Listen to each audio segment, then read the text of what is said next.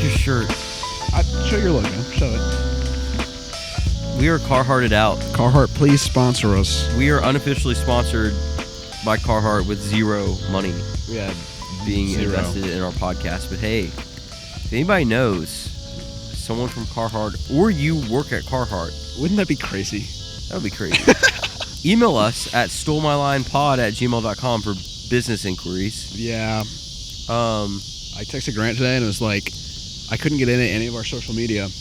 And I was like, bro, what is our passwords? He sends me the password. I was like, I had the passwords right. And then I'm like, what's our email? And he goes, stolemylinepod@gmail.com. I was having stolemyline@gmail.com the whole time. Yeah, that is not our email. It's not our email. Pod is at the end of it. So, yeah, if you have questions, movie recommendations, or Life advice? you want to insult Drew, just email that podcast. Yeah, sure. We'll take it. I'll take any traction. Yeah, really anything is great. Give me your hate comments, please. Welcome back to Stole My Line Pod. I'm Grant. I'm Drew. This is a Fireside film podcast where we are discussing Sketch by Angel Studios. Yes, and I watched this movie last night, and I was not in the mood to go to a movie theater at it was like 10:30 was my show time. I will say I had an incredible time. Like, I'm not kidding. This was probably a top 10 movie experience for me, and I'm not joking about that. Top 10. Okay, it's at the bottom of the top 10, but I'd say it maybe makes top 10 or 15. Top 10 or 15 is wild. It's a good movie, for sure. Well, yeah, but I've been to a lot of movies where I kind of just all right, that was a movie. Sure. I have a better impression of this Eddington. movie. Yeah, Eddington. That was... Anyway, so what are your overall feelings on this movie? I think this movie is super solid. I think it's really good. I think this movie checks a lot of the boxes for me that need to have to be a good movie. I think the core themes are super solid and true. Yep. I think some context. This is a PG family geared movie. This is very important context, isn't it, Drew? It is very... yeah, so... Okay, so last night, I had a great time. I text Drew, this movie is great, and then I look at his Letterboxd review, right? Thinking, oh, Drew liked this movie a lot, too. And then he was like, once I got over that this was not a Jordan Peele thriller, I really enjoyed this movie. I was like, what part of you thought this was a Jordan Peele thriller? I think I came into this movie wanting what wasn't available. Yeah. And did you watch a trailer for this movie? I watched a trailer a very long time ago. So this is not marketed as a Jordan Peele No, thriller. it's not. It's a PG family movie with a little bit of horror spin. Yes. But barely. Yeah, barely. And so when you wrote that, I was like, did you get the memo? This is not... No, This movie's rated PG, not R. It's true. Yeah, I mean, I also had a great time. Obviously, I already said that. So I know a lot of people probably haven't seen this movie. It's true, yeah. Because we watched it a few days before it technically came out, right? I think it's premiering today. Wait, no, tomorrow, which is Friday the 8th. Which is today because we're releasing this on Friday the 8th. Yeah. So everything that he says is true. This movie's out. I'm going to say go watch it, but I want to talk about what makes this movie a good experience to go see. No, for sure. I mean, you already talked about it has some horror stuff kind of going on. I just thought the direction overall was really great with this movie. Between the script and the editing and the actors, I feel like this movie was very tight. I think it is very tight. It's an hour and a half. It's a relatively quick watch. I was never bored in this movie. So, I don't know. What thoughts do you have, on the positives? Yeah, I think this movie is very tight, but I also think there's a lot that it has, there's a lot of different layers. You have, the kid's storyline. You have the parents' storyline, the dad and the sister. And then you have, the CGI monsters. Yes. And I think this movie had not necessarily a lot going against it, but there's a lot where it could have kind of misstep when it came to the pacing and everything. I feel like there are 100 bad versions of this movie. 100%. And this movie is the best iteration of what this movie could have been. So, I don't know. I definitely agree. I think all that's really great. We're not going to get into spoilers yet, but the core story is grief and loss of a loved one and like coping and like how do we deal with grief and like from a child's perspective. Yes. Which is like a unique spin on the whole story. Yeah, this movie has a lot of depth, I think is what we're trying to get. Yeah, it does. Yeah. I was a big fan of the humor in this movie. I thought this movie was actually hilarious. He texted me like halfway through the movie. He's like, I have genuinely laughed out loud multiple times. Like 3 or 4 times. And then I laughed out loud like multiple other times after I texted him that. Like, this movie has some genuinely really funny moments, and it's not just like the script, which is really great, but like there's editing moments and like just like story moments that are really funny. Yeah. And, like situational moments that are just like, oh, this is hilarious. Like, I don't know. There were multiple moments in this movie that was like, this is really witty. Like, I don't know. That was kind of my thoughts. The third kid, Bowman, being like the comic relief. Yes. Aided this movie well because I think, again, another misstep this movie could have had is being like too serious and too somber. Oh, yeah. Yeah. And I don't think it did. Like, this movie, the core of its story it takes very seriously. For sure. But, like, the events that are happening, like, there are multiple moments like, okay, this movie's obviously, like, just messing with you a little bit. Or, it's not taking itself too seriously. We can get into more of that during spoilers, but I was also a big fan of the actors. Like, from Tony Hale, who's, like, probably, like, the face of the movie a little bit. Oh, yeah, for sure. And he's, like, more established and stuff. But, like, from him to the kid actors who are really, really, really great, like, I don't know. I had a feeling that like this movie just really casted everybody very, very well.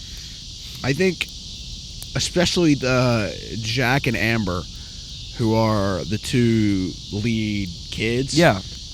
I think again they have honestly, them and Tony Hale have the most emotional depth to play with when it comes to an acting. Which is not what I like thought, because the movie it kind of frames itself around this girl who's drawing these drawings. The drawings come to life. I'm kind of, if I was predicting the movie in my head, I was like, okay, this movie's gonna have some resolution with her, and it did, but that was not the heart of the resolution. Like, no, it was about Jack. Yeah, and we will again try not to get into spoilers yet, but yeah, I thought it was very tight, like, and smart. And you told me this, you texted me this, like, this movie didn't go the direction you thought it would, like, in general. Yeah, I think. Again, with the trailers and the marketing that I saw for this movie, I thought that Tony Hale was like the dad, and then I thought the other lead actress was going to be his wife. Liz is the character's name, right? Yeah, but it ended up being his sister. Yeah. And then, like, literally from the jump, it's like this big event happened in this family's life that caused them to grieve, and it's like, dang. Yeah. I didn't expect the movie to go that way and handle the topic with the care that it did. Yeah, I think pairing that story with, like, it's a very original movie. Like, yeah, that's true. Yeah, I think there's been some similar things done. What was that movie, If, that came out? Yeah. But this movie does like a very original thing with that kind of unexplored concept, and it like has a little bit of horror tropes on it and stuff. I don't know. I just thought it was very interesting. Very unique, and if anything, that's like a good reason maybe to take your family to go see this movie. It's like it's a good family movie that's original. Like, you're not beating your head into a wall watching the same thing like Minions over and over again. So I don't know. Do you have any more spoiler-free thoughts before you want to dive into anything, or? I think we should get into spoilers. Okay, this is your spoiler warning. We would like for you to go see Sketch because it's a great movie. And honestly, I'm not usually the advocate to leave the podcast, but I think you should leave it for this one if you're going to go see this movie, just because. Yeah, there's a lot of value in seeing this movie. The depth will be ruined if there's spoilers. This is a great movie to go take your family, your kids, as long as they're like above the age of maybe 5 or 6. I don't know. Maybe. I don't know. Early, 8, 9, 10, 11, 12 range. Yeah. Like, this is kind of, I think, marketed to that age group, and it's great. I think there's a lot to enjoy if you're a kid. Lots to enjoy if you're an adult. Like, there's some jokes in here that are like, oh wow, that's like a very kind of adult reference. Yeah. I don't know. So go see this movie. All right, what did you like? Getting into spoilers now, what were your positives in general? I go back to the humor. The scene there were two scenes. One, it was like the jazz scene where they're trying to put the monster to sleep. Yeah. And he's like, play music, and it's the jazz. I just thought that scene was hilarious. I thought that was great. And then Bowman, we talked about Bowman a little bit. Right. He's hilarious. All those kid actors are going to be like legit actors one day because they were all great. I mean, maybe that's a bad prediction, but I don't think they're bad actors at all. But Bowman, there's a scene where like they're fighting all the monsters at the end of the movie, and then Tony Hale comes in and he like kills a monster, and he like happens upon Bowman, who's alone in the woods. Bowman's been with him this whole time, and Tony Hale's like, or Bowman's like, "Who are you?" And Tony Hale's like, "I'm here for my kids," and he's like, "Who are your kids?" And then he's like, Amber and Jack. He goes, "Oh," and it like hard cuts. I thought that was so funny. Like there were so many little witty moments like that like, oh yeah, these characters haven't actually interacted at all in the movie, and like a lesser movie would have just had Tony Hale be like, "I'm here to save my kids," and like an epic swelling moment, and then it cuts back to the action. But like there was just enough like self-consciousness about what this movie is and all that stuff that I feel like just elevated the script a lot. So yeah, I think the other scene that had me laughing was when Bowman asked Amber to be his girlfriend, because it's like not related to the topic at all, and then it just like cuts to him. He's like, "You want to be my girlfriend?" And then she's like, "No." She's like, "No."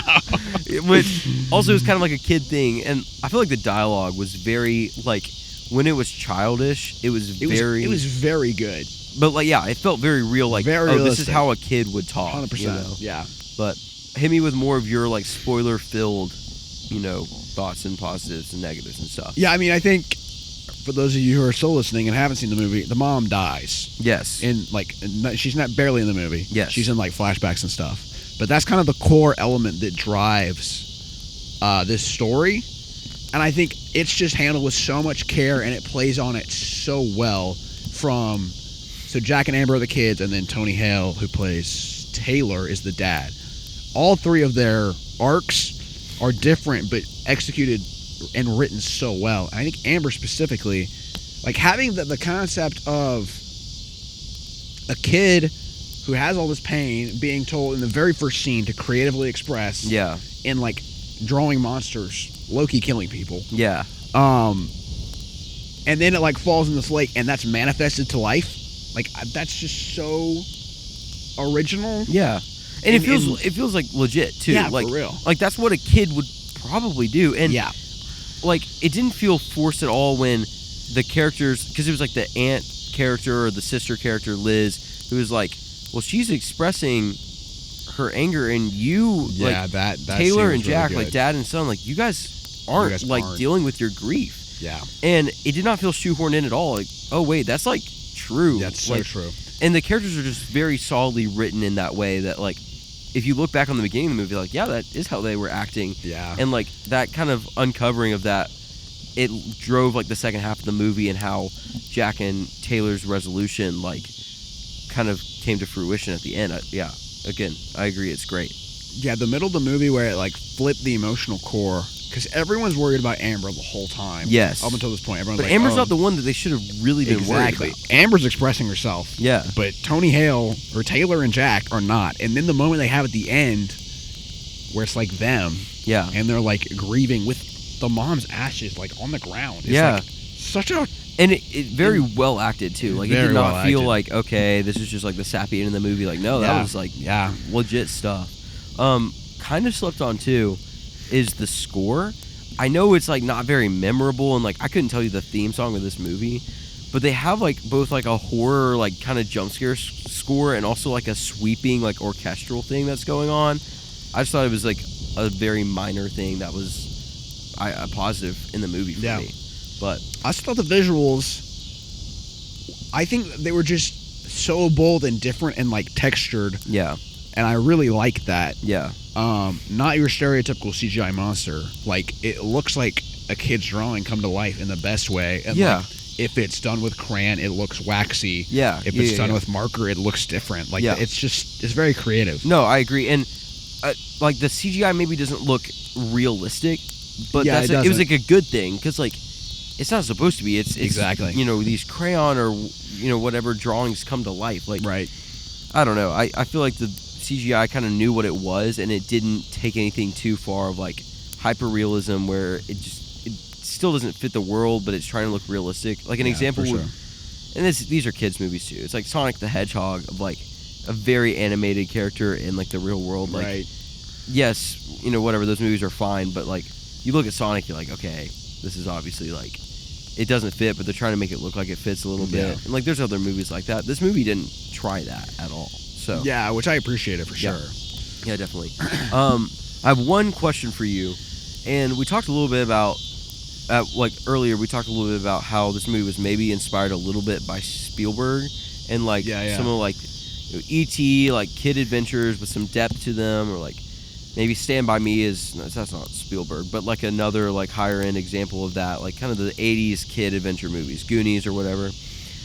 Do you think this movie could have been made just as good in the 1980s? I think pre CGI. Other than the visual aspect, 100%. Yes, but I'm curious more about the visual. With the visual aspect. Because like I'm trying to think about how they would do it back then. Of like they probably either have animatronics and you get some weird like never ending story, like weird looking stuff, or they hand animate it. That's what I was thinking. Yeah. So what do you think? Do you think that would have been interesting, or do you like this version of it more? I mean, I think like the Who Framed Roger Rabbit. Yes. Type of. I guess it was 90s, but still. I think that's earlier than 90s, but I think they could have taken that animation style and that style of things to the next level and done like animating and film. Yeah. Different types of. Yeah, stuff like that has been done before. I mean, like composition. Space Jam was like that. Exactly. But, yeah. That was 90s, right? Yeah. Yeah. Well, that's. I mean, that was just a question I had. I haven't heard anybody really talk about that because I don't know. I think the CGI. I think it's probably the best version of it because it looks like almost real enough that they can probably reach out and touch it, but also it didn't get too far into the uncanny valley kind of stuff where for sure. It looks like it shouldn't be a part of it. But one of the creatures I thought was hilarious was like the alarm guy. Oh yeah, that was so funny. It was so funny. It's just like also like really loud too. I don't know. That was great. And like kind of, I mean, not scary, but like. There were some creatures that were like a little bit scary of like that. Like if I saw that in real life, I'd be like, no. Oh yeah, for sure. There were multiple characters that just reacted like, nope, I'm out of here kind of thing. Yeah. I think also having like the main villain, if you will, being like what Amber saw herself as. Yeah, that's good. Like I thought that was also super intentionally written and just like, I mean, like, just another layer of depth that this movie had. Yeah. I feel like this movie is kind of like a well, like there's just a lot. There is a lot here. I don't have any really other thoughts besides. The last thing I'll say is like there's a lot of show don't tell. Like they didn't, especially the early sequences where there was like the pond and stuff, and they were explaining how that worked. They weren't like there's this pond that like heals stuff or whatever. They did say that later in the movie, but that was after he fixed his phone and he fixed the plate. Yeah. Like they didn't need that line for you to know. Oh, this is how the pond works. Exactly. And it didn't feel like she weren't in or anything. Right. Like there was a lot of that little stuff of like, oh, this is how this mechanic works, or oh, this is how this monster works. That like, I just thought was good filmmaking in general. No, yeah, that was good. Mm-hmm. Do you have any negatives at all? I was actually thinking about this. So usually I can kind of like find some negatives of like, oh, like this or that. I don't know what I would pick apart in this film.